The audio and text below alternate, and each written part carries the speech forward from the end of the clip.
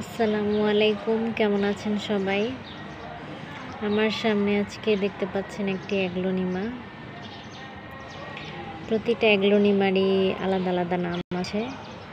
এটার নামটা আমি আসলে ভালো জানি না, কিছু কিছু নাম জানি কয়েকটার।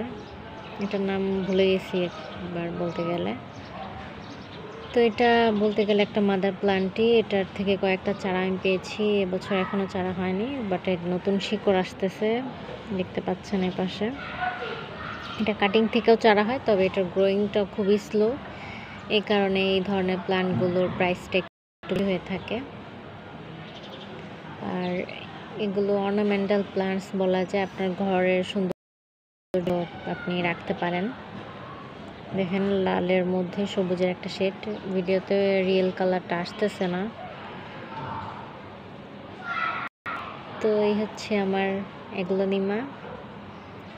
সবাইকে অসংখ্য ধন্যবাদ। আল্লাহ হাফেজ।